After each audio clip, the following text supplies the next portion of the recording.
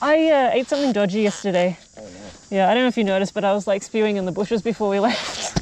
Oh no, I didn't know. It was taking a long time to put your helmet on. I'm like, oh no. Oh shit, really? I put my helmet on and then I was like, oh no, took my helmet off.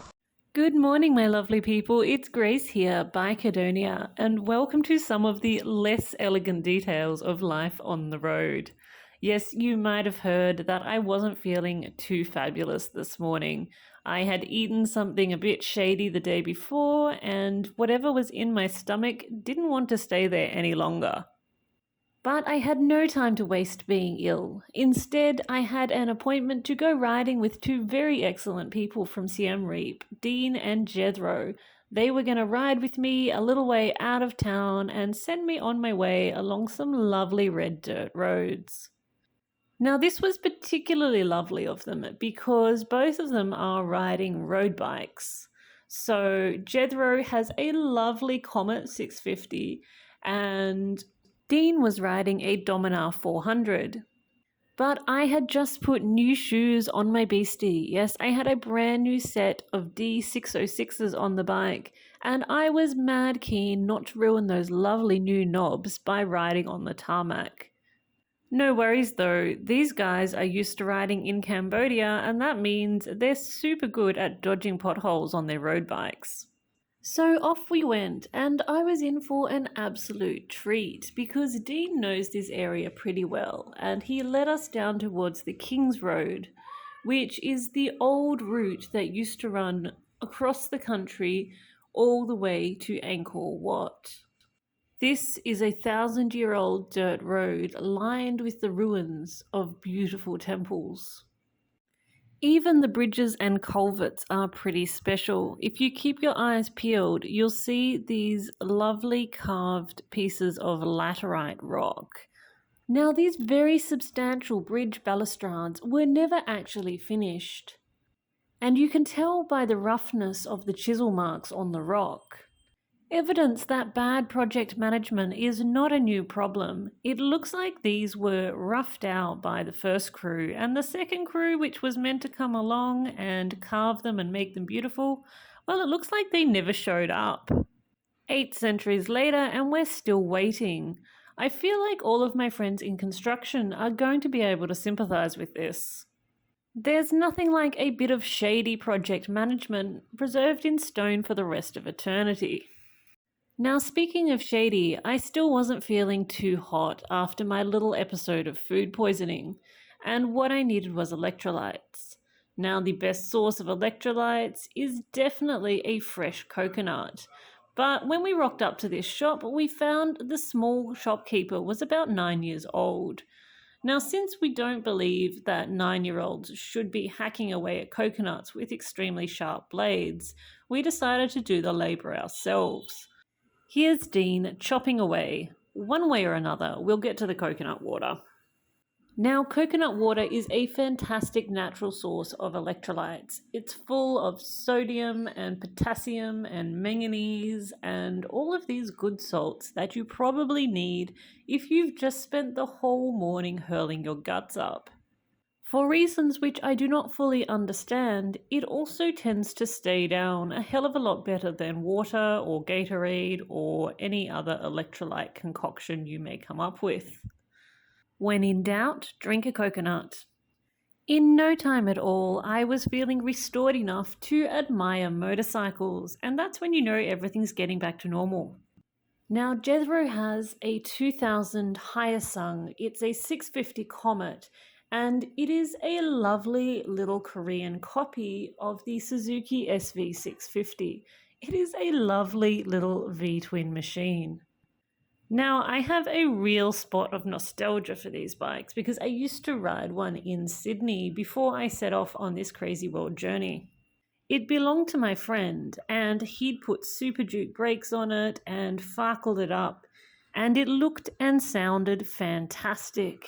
It also handled like a good V-twin should, with that lovely low center of gravity and that really nice way of tipping into the corners. It may not be known as a prestige brand, but damn, I had some good fun on that bike. This is Jethro. Hi, my name is Jethro.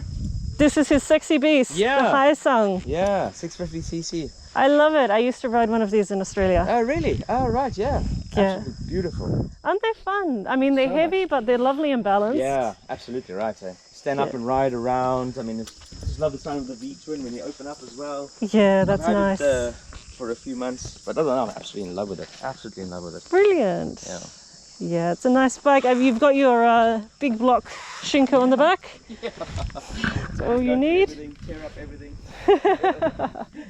Rock and roll. I love to see someone in love with their bike. It warms the cockles of my heart. Like I was saying, this is the King's Road and it is lined with the ruins of old temples. So although you can pay your $37 to go to Angkor Wat with all the other people, you can also just ride along this road. I try to imagine the people building this edifice and what it would have looked like in its heyday, and it just boggles the mind. Somehow, seeing this ancient temple being slowly consumed by the jungle surrounding it has a sense of profundity that I don't feel when I see the freshly restored temples. That might be a bit odd, but that's just me. I do like a bit of ruination.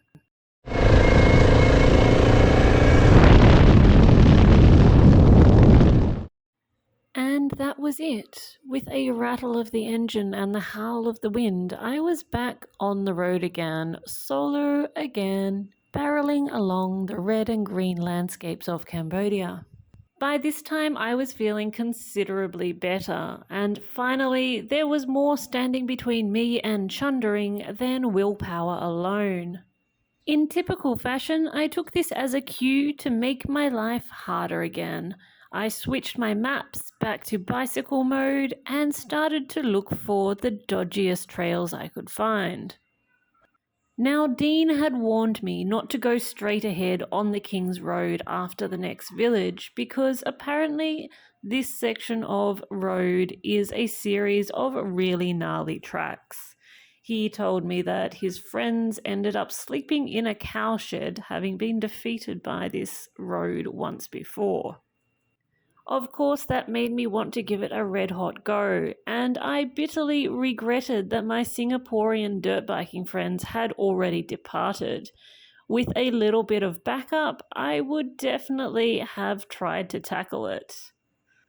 But I was solo again, and so I contented myself with just finding random tracks that went in approximately the right direction, and which were sometimes passable and sometimes not. Here we have a beautiful specimen of what happens when your sandy track meets a high water table. Like always, I went to walk it out, and the first thing I noticed was that even walking it was difficult. The fine, ultra-fine sand had turned into a kind of gluggy, muddy quicksand, and as I walked it out, I struggled to lift my feet from the bottom of the bog. Initially, I thought it would be fine for the KTM, but that was until I got to the far side and realized how much deeper the quicksand got just before the exit. Much to my regret, the prudent voice in my head won the argument and I turned back. I reckon there was an 80-20 probability that I would have done just fine in that bog, but now I guess I'll never know. As I was resigning myself to a relatively mundane commute through the small village roads, it suddenly occurred to me that this was not mundane at all.